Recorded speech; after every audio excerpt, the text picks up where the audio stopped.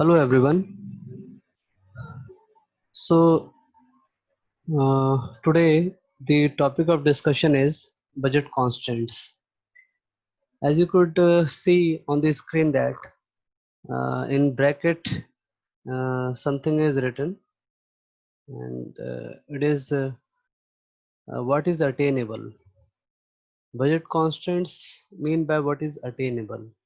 Now this topic contains basically two different uh, areas, two different not areas basically, but two different words, and both the words are having certain meanings. First one is budget, and the second word is constraints.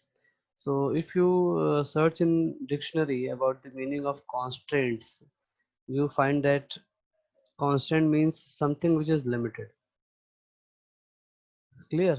Anything which is having a certain boundary, having a certain limitation. Beyond that, we could not go. Constants. Okay. Anybody limits you that you could not go beyond this certain limit. It means they constraints you. Clear? And budget, as you are very well aware about this term, that what is actually budget. Budget means simply the the money matter. Clear? Stipulated given money, amount of money, a certain amount of money which is being provided for doing any kind of work. Okay, and it is limited, it is certain, it is decided. Suppose very often you have uh, come across with the news that now our budget has declared, this new budget has declared, and these kind of things. तो उसमें आप देखते होंगे कि budget में इतने करोड़ रुपए allocate किए गए, इस साल का बजट ये रहा, इस फील्ड में इतने पैसे लगने हैं, इस फील्ड में एजुकेशन सेक्टर के लिए इतना बजट अलोकेट किया गया, मतलब इतने पैसे एलोकेट किए गए हैं, अब उनको यूज करना है। गवर्नमेंट उनको कैसे वहाँ पे यूटिलाइज करती है, ये सारी चीजें। तो ये दो वर्ड्स हैं, बजट और कॉन्स्टेंट्स। तो बजट और कॉन्स्टेंट्स, इन दोनों वर्ड्स को जब हम एक साथ लेके आ जाते हैं तो इट मीन्स कि वो पैसा, वो मनी, वो बजट जो कि कांस्टेंट है, मतलब लिमिटेड है, वो दिया गया है एक स्पेसिफिक काम के लिए। क्लियर? अटेनेबल मीन्स, अटेन करना मतलब जिस चीज को आप अवेल कर सकते हैं, जिस चीज को आप खरीद सकते हैं, जिस चीज को आप परचेज कर सकते हैं, it means attainable, which you could achieve, जिसे आप अचीव कर सकते हैं। Fine. So this is all about the information about this particular topic. Now I'm come to the definition and all the uh, uh, written contents which is being included in this PPT. Now we come to the explanation of this particular PPT. So what is mean by budget constant as the definition given here? Budget constraints limit an individual's ability to consume। यहाँ पे आप limit and individuals ability को आप mark कर लें। ये जो word है यहाँ पे,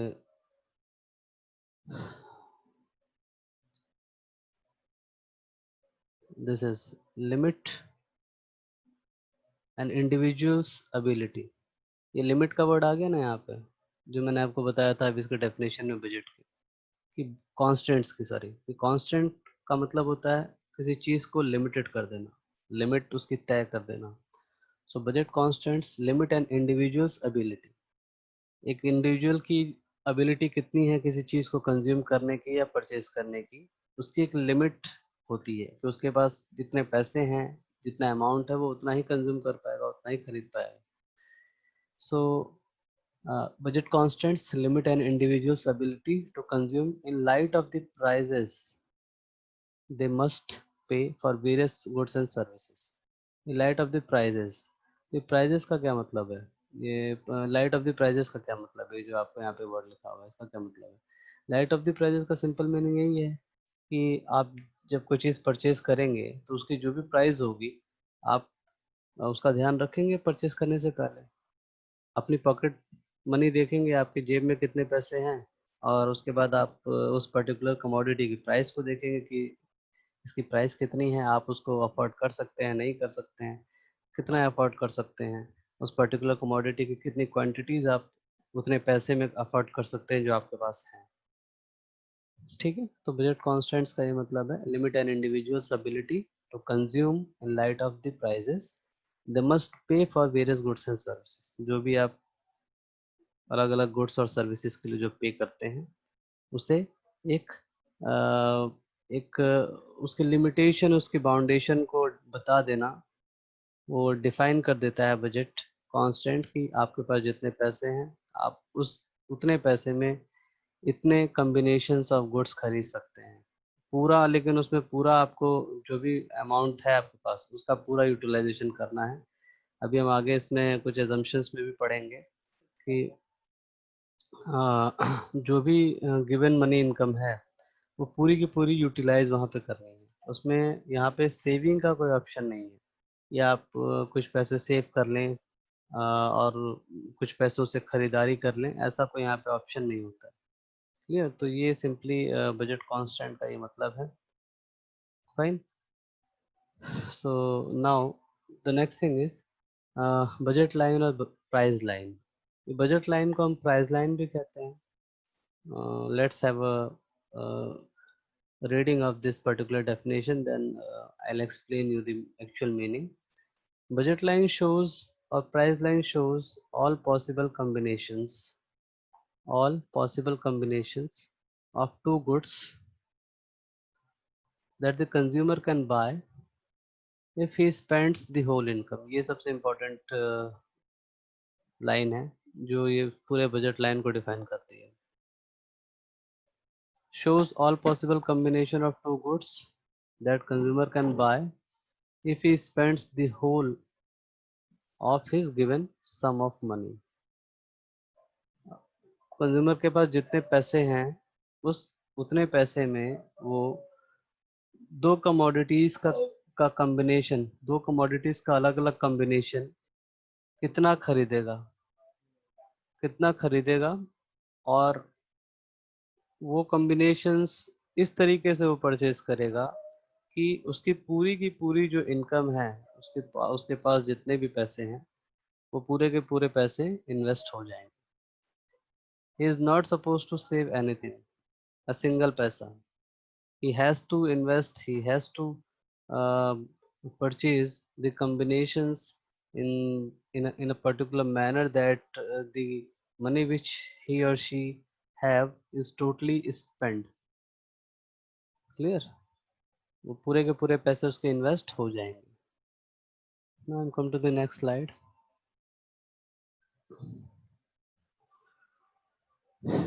Here could see the budget line, the diagram of the budget line and the diagrammatical explanation of the budget line and uh, the different combinations, what are the price, what are the income, all these things you could see on this particular slide. So here you could see the combination different combinations A B C D E. Our first commodity is apple, second one is orange. So apple is being depicted on x axis, ये graph है, इस graph पे x axis पे हम apples की quantity को show करेंगे और ये y एक्सिस है, इस y एक्सिस पे हम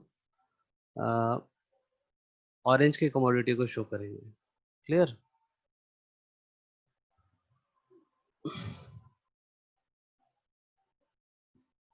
ये y एक्सिस है और ये x एक्सिस है। ठीक है, अब यहाँ पे देखते हैं कि एप्पल का और ऑरेंज का प्राइस कितना है और हमारे पास टोटल बजट कितना है, यानी कि कंज्यूमर की टोटल इनकम कितनी है। ये बजट है, budget line corresponding to budget of ₹24। Consumer के पास 24 रुपए हैं, 24 रुपीज है। तो जैसा कि मैंने आपको पहले बता दिया कि आपको ये चीज़ ध्यान में रखनी है कि उसके पास जितनी भी इनकम है, जितने भी पैसे उसके पास है वो पूरा का पूरा पैसा उस वो इन्वेस्ट करेगा। ₹24 हैं, 24 रुपीस हैं, सो he or she have to spend all 24 rupees. He or she has not supposed to save a single rupee. वो 1 रुपए भी बचाएंगे नहीं. अभी 24 रुपए हैं उनके पास, उनको दो कमोडिटीज खरीदनी है, एप्पल और ऑरेंज की. तो ये एप्पल और ऑरेंज की वो दो कमोडिटीज का कॉम्बिनेशन क्या रहेगा, यानी कि कितना एप्पल खरीदेगा, कितना ऑरेंज खरीदेगा, कि उसके 24 रुपीज पूरे के पूरे इन्वेस्ट हो जाए. ठीक है, तो इसके लिए वो प्राइस को देखेगा, ऑरेंज का प्राइस कितना है, एप्पल का प्राइस कितना है, उसके हिसाब से फिर वो अपनी क्वांटिटीज को इंक्रीज और डिक्रीज जो करना है वो करेगा. ठीक है, बेसिकली यहाँ पे law of diminishing margin utility आप कह लीजिए, या मार्जिनल रेट ऑफ सब्स्टिट्यूशन कह लीजिए, जो हमने पीछे डिस्कस किया था वो यहाँ पे अप्लाई होना है. ठीक है, so as you could see that the apple the price of the apple per unit is ₹6 and the price of orange per unit is ₹2. 2 रुपए का ऑरेंज है पर यूनिट, यानी कि एक, और एप्पल जो है वो एक कितने का है, 6 रुपीज का है. अब हम इनके कॉम्बिनेशंस को देखते हैं. कॉम्बिनेशन ए को देखिए. कॉम्बिनेशन ए में एप्पल उन्होंने एक भी नहीं खरीदा. अच्छा, इस चीज़ का भी आपको ध्यान रखना है कि जो पूरा का पूरा जो मनी इनकम है, वो इस तरीके से स्पेंड करेगा वो, कि उसके पूरे के पूरे 24 रुपए या जो भी उसकी इनकम है वो पूरी खत्म हो जानी चाहिए. लेकिन ये ज़रूरी नहीं है कि वो दोनों ही कमोडिटीज़ को खरीदे. ठीक है, अब जैसे यहाँ पे आप देखिए, एप्पल उसने 0 खरीदा, लेकिन ऑरेंज उसने 12 खरीदा. ठीक है, 12 खरीदा. अब ऑरेंज का प्राइस था 2 रुपीज़ पर यूनिट, तो आप जब 12 को 2 से मल्टीप्लाई करेंगे तो यहाँ पे 24 आ जाएगा. 12 टू ज़ा 24, तो इसके पूरे के पूरे 24 रुपए यहाँ पे इन्वेस्ट हो गए, खत्म हो गए. एप्पल उसने एक भी नहीं खरीदा था. ठीक है, तो ये एक पॉसिबल कॉम्बिनेशन हो सकता है. ठीक है, तो आपको ये इसको इग्नोर नहीं करना है कि ये कैसे हो गया कि एप्पल उसने 0 खरीदा और पूरे के पूरे पैसे जो हैं उसने ऑरेंज पे ही इन्वेस्ट कर दिए. तो ये हम पॉसिबल कॉम्बिनेशन की बात कर रहे हैं. पॉसिबल कॉम्बिनेशन ये डेफिनेटली हो सकता है. You might not deny about the fact that how it could be possible. It must be possible in any circumstances. ठीक है. Now just come to the second combination. The second combination is B. So as you could see in this combination that uh, one quantity of apple is being borrowed and the 9 quantities of orange is being bought. ठीक है, अब आप इसको multiply कर लीजिए. एक Apple खरीदा है तो 6 वन जा 6, 6 रुपए का एक एप्पल है, तो एक एप्पल का दाम हो गया 6 रुपीज. ठीक है, आप यहाँ पे इसको लिख लीजिए, मल्टीप्लाई बाय 6. क्लियर. 9 ऑरेंज खरीदे हैं, तो 9 ऑरेंज पर ऑरेंज कितना है, 2 रुपए का है, तो एक ऑरेंज 2 का है, तो 9 ऑरेंज कितने के हो गए, आप इसे मल्टीप्लाई करेंगे. 9 टू जा 18. क्लियर. 18 एंड 6 वन जा 6, तो 18 प्लस 6 कितना हो गया, 24 हो गया. ठीक है, सो यही सीक्वेंस यहाँ पे फॉलो होगा. अब यहाँ पे ये सीक्वेंस जो मैंने बताया था कि MRS marginal rate of substitution का जो हमने पीछे जो लॉ पढ़ा था, वो यहाँ पे फॉलो हो रहा है. तो वो कैसे फॉलो हो रहा है वो आप सिंपली यहाँ पे देख सकते हैं.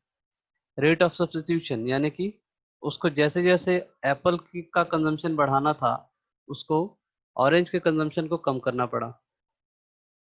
एप्पल का कंजम्पशन 0 से 1 हुआ, 2 हुआ, 3 हुआ, 4 हुआ, और ऑरेंज का कंजम्पशन हाईएस्ट था पहले 12, उसके बाद वो धीरे धीरे घटना शुरू हुआ. 9 हुआ, 6 हुआ, 3 हुआ, 0 हो गया. तो ये यहाँ पे मार्जिनल रेट ऑफ सब्स्टिट्यूशन काम करेगा. ठीक है, ये लॉ है. सब्स्टिट्यूशन का जो लॉ है वो यहाँ पे फॉलो होगा कि एक का कंजम्पशन अगर आप बढ़ाते हैं तो दूसरे का consumption you have to forgone the consumption of the second commodity anyhow. Clear. तो आपको यहाँ पे ये चीज़ें ध्यान रखनी है कि यहाँ पे एमआरएस का लॉ फॉलो करेगा. दूसरा, बजट का आपको ये बिल्कुल पॉइंट क्लियर होना चाहिए कि जो भी गिवन मनी इनकम है पूरी की पूरी स्पेंड की जाएगी। कॉम्बिनेशंस इस तरीके से सेट किए जाएंगे कि वो पूरा का पूरा मनी इनकम उसका स्पेंड हो जाए। हर कॉम्बिनेशन में आप देखिए यहाँ पे कोई ऐसा कॉम्बिनेशन आपको नहीं दिखेगा जहाँ पे ये 24 रुपीज पूरे के पूरे स्पेंड ना हुए हो। क्लियर?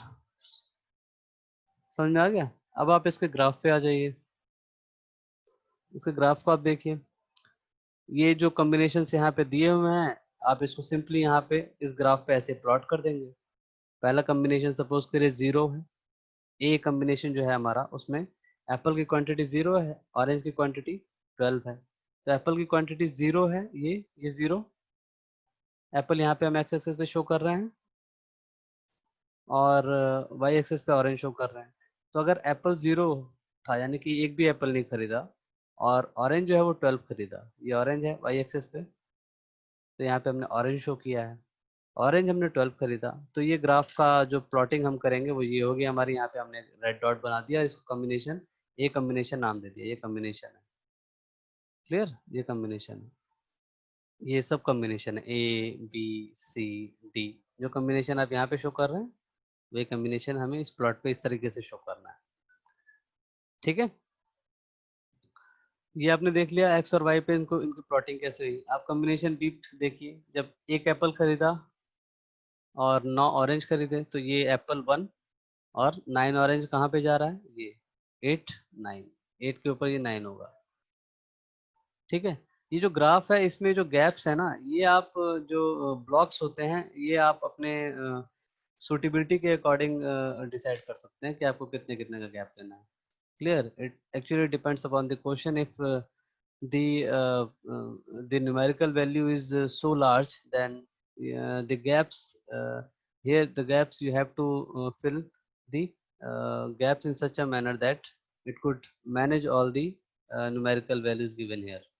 ठीक है, और अगर छोटा सा ग्राफ है तो आप दो दो दो चार दो छः दो दो का गैप ले सकते हैं या पाँच पाँच का गैप ले सकते हैं। वो आपके क्वेश्चन पर डिपेंड करता है। ये आगे बात समझ में? ठीक है। नाउ तो यहाँ पे हमने एक एप्पल लिया था और ये 9 यहाँ पे ऑरेंज आपका, ये बी कॉम्बिनेशन हमारा ये बन गया। पहला ए दूसरा बी। उसी तरह से आप सी को जब बनाएंगे तो सी का ऐसे जाएगा, डी का बनाएंगे तो डी यहाँ पे आएगा और ई यहाँ पे आएगा। तो आपका ये डाउनवर्ड स्लोपिंग हो गया। ये जो कर्व है ये डाउनवर्ड स्लोपिंग है, straight line downward sloping. Budget line का आपको यहाँ पे ये प्रॉपर्टी याद रखने की, जो जो एक्चुअल बजट लाइन होती है, जो एक आइडियल बजट लाइन होती है, वो उसकी प्रॉपर्टी तो सबसे पहले तो यही होती है कि वो स्ट्रेट लाइन होगी, बिल्कुल स्ट्रेट लाइन। और दूसरी प्रॉपर्टी जो होगी कि वो डाउनवर्ड स्लोपिंग होगी, डाउनवर्ड स्लोपिंग। ठीक है, डाउनवर्ड स्लोपिंग का मतलब कि ऐसे मूव नीचे की तरफ गिरेगी। ठीक है, समझ में आ रहा है? So this is all about the budget line, explanation of the budget line. Now skip to the next slide. ये बजट लाइन का और थोड़ा सा इन डेप्थ एक्सप्लेनेशन दिया है, आप इसको देख सकते हैं। कुछ न्यूमेरिकल वैल्यूज, कुछ फॉर्मूलाज से आप इसको ऐसे भी समझ सकते हैं कि अगर आपको कोई बोलेगा कि स्लोप निकाल के दिखाइए। स्लोप यानी स्लोप का मतलब होता है कि पहली कमोडिटी में कितना चेंज हुआ और उसके कितने चेंज होने से पहली कमोडिटी में हमने कितनी क्वांटिटीज का चेंज किया कि दूसरी कमोडिटी में इंक्रीमेंट हो पाया। इसे कहते हैं डिफरेंस निकालना, स्लोप निकालना। इसका एक सिंपल सा फॉर्मूला है कि जो भी दो कमोडिटीज आपने ली हैं उनका चेंज निकाल लीजिए। यहाँ पे आप देख रहे हैं ये चेंज जो लिखा हुआ है, जस्ट वेट अ मिनट। ये जो चेंज, ये जो फॉर्मूला लिखा है ना, चेंज इन ऑरेंज, ये जो सिंबल होता है ये चेंज का होता है। ये डेल्टा इसे कहते हैं इन मैथमेटिकल टर्म्स, इसे डेल्टा कहते हैं, आप जानते होंगे। ठीक है, तो ये जो डेल्टा होता है ये शो करता है चेंज को। चेंज यानी कि कितना चेंज हुआ है उस पर्टिकुलर कमोडिटी में, वो हमें पता करना होता है, चेंज। क्लियर? तो अ, ये जो डेल्टा है ये चेंज को शो कर रहा है। तो जब आपको स्लोप निकालना होगा ये स्लोप निकालने का क्या मतलब है? स्लोप निकालने का सिंपल मतलब ये है कि ये हमने बताया कि डाउनवर्ड स्लोप है, ठीक है? तो डाउनवर्ड स्लोप है तो इसकी कुछ एक्चुअल वैल्यूज होंगी, न्यूमेरिकल वैल्यूज होंगी। वो पता करने के लिए कभी-कभी क्वेश्चंस में आ जाता है, आपके एग्जाम में पूछ लेता है कि just find out the slope. तो उसके लिए आप सिंपल ये फॉर्मूला यूज करेंगे, change in orange upon change in apples. तो चेंज इन ऑरेंज का क्या मतलब है? चेंज इन ऑरेंज का सिंपल ये मतलब ये है कि ये अगर आप सपोज करिए आपने पॉइंट ये आपने ये 2 लिया, ठीक है? ये वाला पॉइंट लिया है जहाँ पे आप 2 एप्पल कंज्यूम कर रहे हैं, ठीक है? 2 एप्पल कंज्यूम कर रहे हैं और 6 के ऊपर सपोज करिए आपने ये है आपका कुछ इस तरह से, ठीक है? 7 और 7 ऑरेंज कंज्यूम कर रहे हैं, या आप 8 ही ले लीजिए सपोज, ठीक है? अब इस पॉइंट से इस पॉइंट पे आने में कितना चेंज हुआ, ठीक है? इस पॉइंट से इस पॉइंट में आने में कितना चेंज हुआ है, ये चेंज जो होता है ना, इसे हम कहते हैं स्लोप निकालना, ठीक है? क्लियर? अब ये निकलता कैसे है, इसको आपको सिंपली माइनस करना होता है और डिवाइड करना होता है।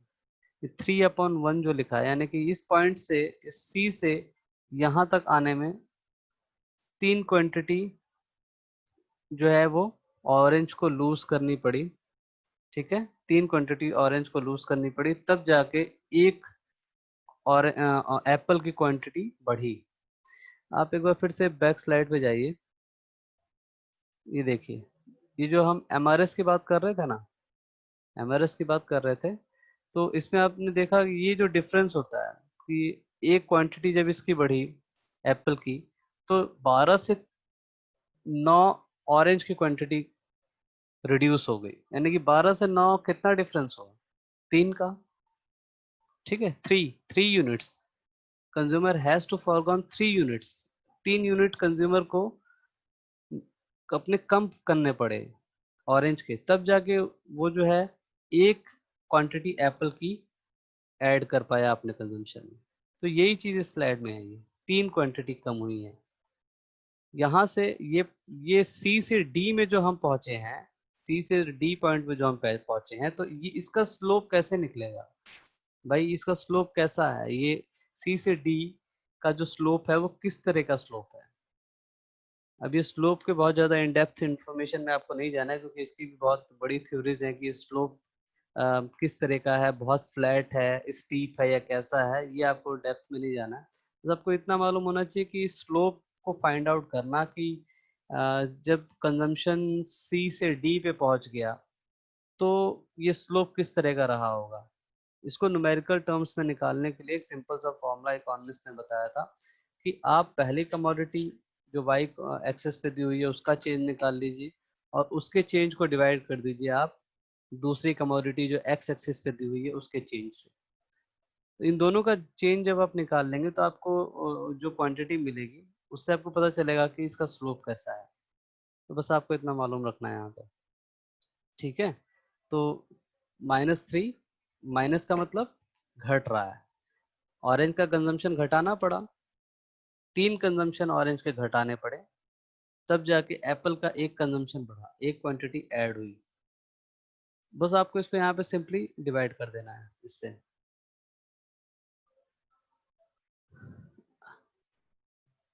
क्लियर? ये 3/1, 3 डिवाइडेड बाय 1। अब इसका यहाँ पे जो भी इसकी न्यूमेरिकल वैल्यू आएगी वो आप यहाँ पे देख सकते हैं। अब थोड़ी सी इसकी डेफिनेशन रीड कर लीजिए। The slope is the negative of the ratio of the prices of two goods. Ratio है दो प्राइजेस, दो कमोडिटीज का जो भी प्राइस है उसका रेशियो निकाला हमने। The slope indicates the rate. ये मैंने बताया ना, ये जो स्लोप है ये क्या इंडिकेट कर रहा है? ये वो रेट शो कर रहा है कि कितने रेट से डिक्रीज हुआ इस पॉइंट से इस पॉइंट पे हम किस रेट से आए। Eight which the two commodity can be substituted without changing the amount of the money spent. ये तो हमने पहले बता दिया था कि जो इनकम है वो चेंज होनी नहीं है। अगर किसी की इनकम 24 रुपीज है तो वो throughout the consumption 24 rupees ही रहेगी, बीच में उसको हम चेंज नहीं कर सकते। Clear? Okay fine, so now come to the next slide. अच्छा, यहाँ पे कंज्यूमर्स इक्विलिब्रियम से पहले एक इस स्लाइड में एक्चुअली वो मिस हो गया है, आपका budget set. Budget set is not having a very big concept, very big explanation. That's why this PPT presentation got missed that particular concept. But I'm just going to give you very brief introduction about the budget set. Budget line आपको समझ में आ गया. Budget set और budget line में थोड़ा सा difference है. उसमें डिफरेंस सिंपली यही है कि बजट सेट का मतलब ये होता है, budget set is the set of all possible combinations. ठीक है, set of all possible combination उसे बजट सेट कहते हैं. पॉसिबल कॉम्बिनेशंस का मतलब हमने बता दिया आपको, ये कॉम्बिनेशंस है हमारे ए बी सी डी, इन सब का जो सेट है इसी को हम कहते हैं budget set. A B C D ये सेट है ना, A B B C C D D E ये सेट है. तो ये जो सेट होता है इसको बजट सेट कहते हैं. और बजट लाइन आपको पता चल गया, बजट लाइन सिंपली ये शो करती है कि दिए हुए मनी इनकम को कंज्यूमर ने उन दोनों कमोडिटीज को खरीदने के लिए किस तरीके से स्पेंड किया, यानी कि दोनों कमोडिटी में उसने कितने कितने रुपए लगाए ताकि उसका पूरा का पूरा पैसा दोनों कमोडिटी में इन्वेस्ट हो जाए. उसको जब हम एक ग्राफिकल रिप्रेजेंटेशन उसका करते हैं तो उसे हम कहते हैं budget line. I think it might be clear to you. Okay, so this is all about budget set and budget line. Now the most important concept, consumers equilibrium. अब ये consumers equilibrium कैसे होगा? इससे पहले हमने consumers equilibrium जो पढ़ा वो सिंगल कमोडिटी के केस में, डबल कमोडिटी के केस में पढ़ा, कार्डिनल यूटिलिटी में. अब हम जो पढ़ रहे हैं वो हम ऑर्डिनल यूटिलिटी पढ़ रहे हैं. हम इंडिफरेंस कर्व की हेल्प से, जिसे कि ऑर्डिनल यूटिलिटी की कैटेगरी में रखा जाता है, जिसमें हम रैंकिंग करते हैं, कंज्यूमर्स के प्रेफरेंस को रैंकिंग दी जाती है ऑर्डिनल नंबर्स में, फर्स्ट सेकंड थर्ड फोर्थ. उसकी हेल्प से हम देखेंगे कि कंज्यूमर इक्विलिब्रियम कैसे अटेन करता है. तो कंज्यूमर इक्विलिब्रियम अटेन करने के लिए हमें दो चीज़ों की हेल्प लेनी पड़ेगी. पहली चीज़ indifference, sorry, the first one is your budget line, and the second one is indifference curve. या आप कह सकते हैं कि पहले indifference curve और बजट लाइन और indifference curve की हेल्प से हम इस केस में जो ऑर्डिनल यूटिलिटी का जो कॉन्सेप्ट हम पढ़ रहे हैं पूरा, इस केस में कंज्यूमर इक्विलिब्रियम को डिसाइड करने के लिए इंडिफरेंस कर्व और बजट लाइन की हेल्प लेनी पड़ती है. Clear? I am repeat it once again, that in the case of ordinal utility we have to use two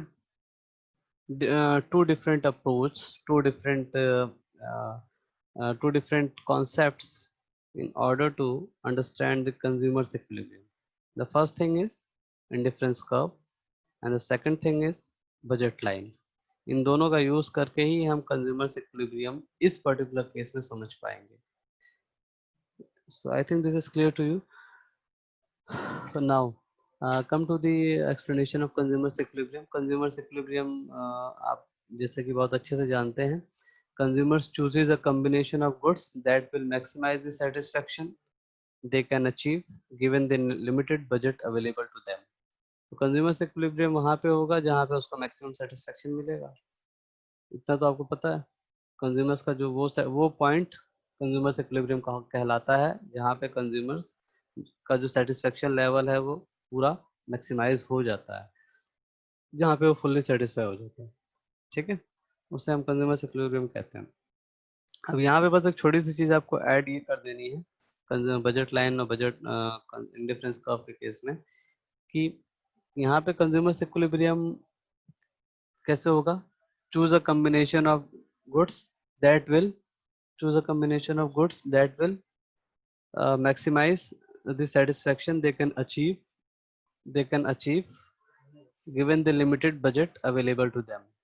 जो बजट दिया हुआ जो बजट दिया हुआ है अवेलेबल है, उस बजट का पूरा यूटिलाइजेशन करके कंज्यूमर्स को उन दो कमोडिटीज का कंजम्पशन करना है और अपने सेटिस्फेक्शन को मैक्सिमाइज करना है. अब वो कौन सा पॉइंट होगा उसे हम डिटरमाइन कैसे करेंगे, डिसाइड कैसे करेंगे, ये चीज समझिए, अभी आप अगली स्लाइड्स में देखेंगे। The maximising combination must satisfy two conditions. ये दो कंडीशन फुलफिल होने चाहिए कंज्यूमर इक्विलिब्रियम अटेन करने के लिए। First one is it must be located on the budget line.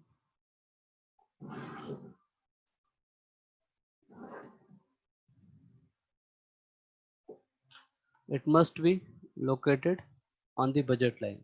वो पॉइंट जो है बजट लाइन पे लोकेट होना चाहिए। ठीक है, कंज्यूमर इक्विलिब्रियम कंडीशन को फुलफिल करने के लिए जो पहली कंडीशन है यहाँ पे वो ये है कि वो पॉइंट जो है वो बजट लाइन पे होना चाहिए।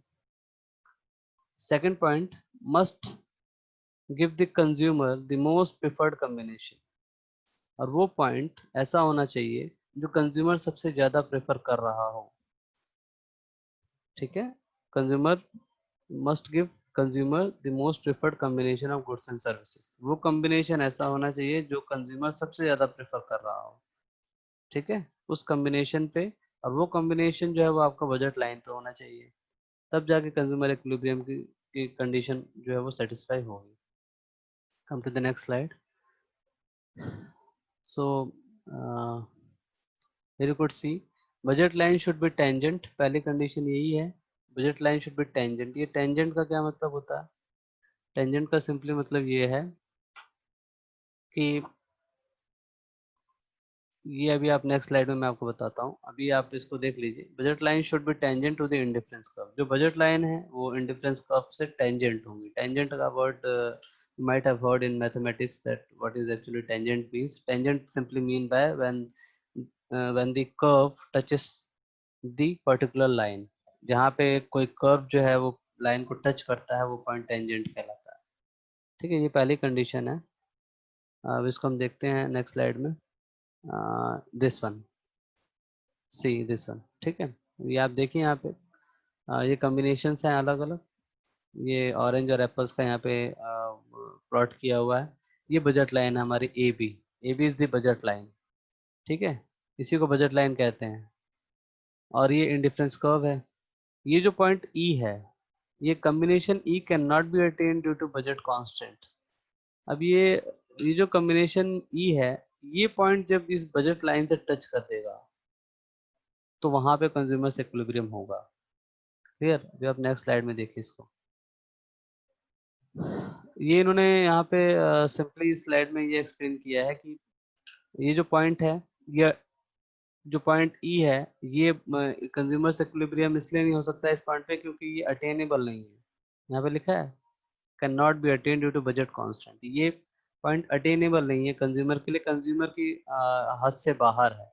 यानी कि कंज्यूमर इस पॉइंट पे अपना कंजम्पशन नहीं कर सकता। उसके हद से बाहर है, मतलब कि वो पॉसिबल कॉम्बिनेशन जो हैं वो महंगे हैं, वो इसको अफोर्ड नहीं कर सकता। यहाँ पे बजट ये कंज्यूमर इक्विलिब्रियम नहीं होगा। उसी तरह से आप यहाँ पे देख सकते हैं। यहाँ पे देखिए आपको दो पॉइंट दिए इन्होंने। इंडिफरेंस कर्व है, ये इंडिफरेंस कर्व IC1। ये आपको इस तरह से इसका नाम भी प्लॉट करना है अपने कॉपीज में। और ये बजट लाइन है आपकी, ये जो स्ट्रेट लाइन आ रही है बजट लाइन है। अब यहाँ पे जो दो पॉइंट दिए हैं इन्होंने, एक पॉइंट बी है और एक पॉइंट सी है। So as you could see, point B does not maximize satisfaction because there exists a point C।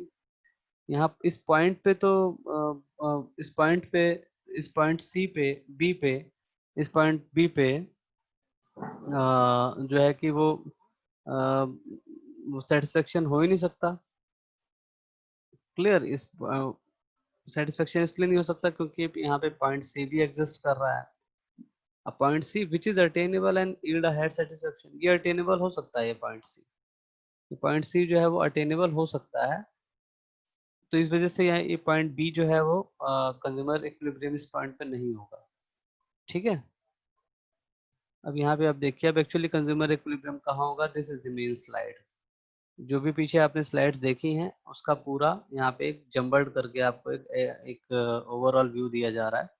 So you could easily see that consumer equilibrium occurs point C. Consumer equilibrium जो है point सी पे अकर कर रहा है। वो point सी पे क्यों अकर कर रहा है? जैसे मैंने कि as I have already told you that budget equilibrium, sorry, consumer's equilibrium in this particular case is being held at that particular point where the indifference curve and the budget line gets tangent with each other. Tangent with each other का मतलब कि वो point जहाँ पे budget line और indifference curve एक दूसरे को टच कर रहे हों, उस पर्टिकुलर पॉइंट पे कंज्यूमर इक्विलिब्रियम होगा। ये इस कंडीशन है कंज्यूमर इक्विलिब्रियम की, इस ऑर्डिनल यूटिलिटी अप्रोच के अंडर जो हम पढ़ रहे हैं। ठीक है, अब यहाँ पे आप सिंपली देख सकते हैं वाई एक्सिस पे ऑरेंज को प्लॉट किया गया है, एक्स एक्सिस पे एप्पल को प्लॉट किया गया है, ए बी जो है वो बजट लाइन है। Clear? And you could easily see that there are four indifference curves. How many indifference curves are there? There are four indifference curves. Clear? IC1, IC2, IC3, IC4. Now the question is, क्या इन सभी पे consumer equilibrium possible है? नहीं है। क्यों नहीं है? क्योंकि आप हम वन बाय वन सभी इंडिफरेंस कर्व्स को डिस्कस करते हैं।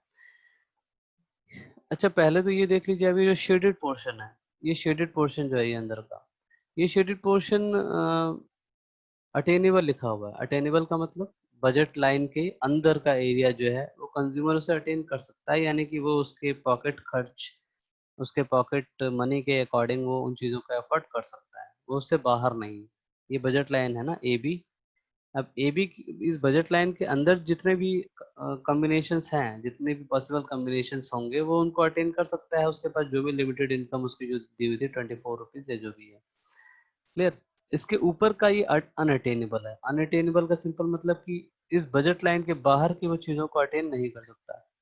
ठीक है? क्योंकि उस ही और she could not afford because there limited money income could not allow it. वो उनको अलाउ नहीं कर रही है, उनकी मनी इनकम उससे बाहर कुछ अटेन करने के लिए। Clear? Now come to the explanation of indifference curve. ये IC1 को आप देखिए, IC1 का जो स्लोप आपको दिख रहा है वो कहाँ से स्टार्ट हुआ है? यहाँ से स्टार्ट हुआ और उसके बाद वो नीचे से चला गया।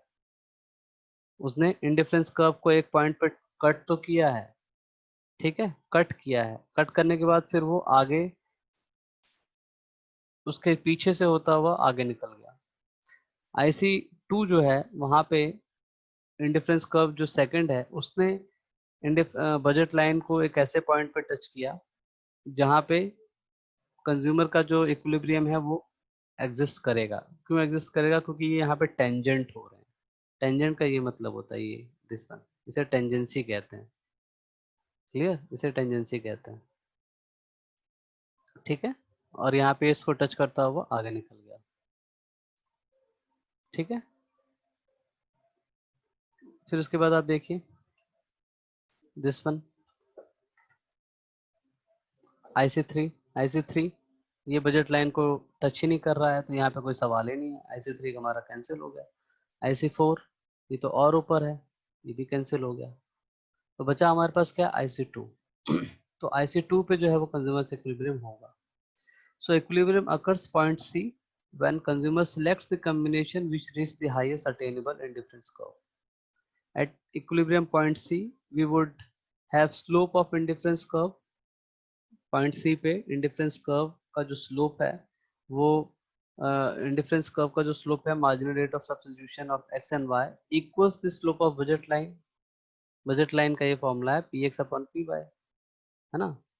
So budget line से यहाँ पे वो टच कर रहा है और इन दोनों का स्लोप जो है वो यहाँ पे इस पॉइंट पे मैच कर रहा है। किस किस का स्लोप? इंडिफरेंस कर्व का और बजट लाइन का यहाँ पे टच कर रहा है। तो that's why this point is known as the point of consumer's equilibrium, which fulfills the all conditions of consumer's equilibrium in the case of ordinal utility with the help of indifference curve and budget line. Here we could easily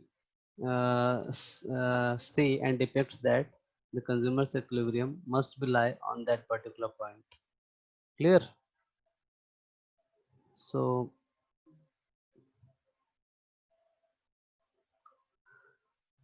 this is the all about the conditions of consumers equilibrium. Clear? So I think this much is sufficient for you, as it has been given in your syllabus in your book. Uh, this much is specified in your book. So there is no need to go beyond this particular concept, because actually this concept is having much more in-depth explanation also, and certain uh, other things are also included here, but I think this much is sufficient for you. There is no need to go for any extra explanation on extra topics regarding this budget line or budget set or indifference curve. So we need to stop here all the discussions, and this chapter is totally finished now. So for your doubt clarification, we will try to meet live. So just go through all this explanation and make your concept much more clear. Thank you.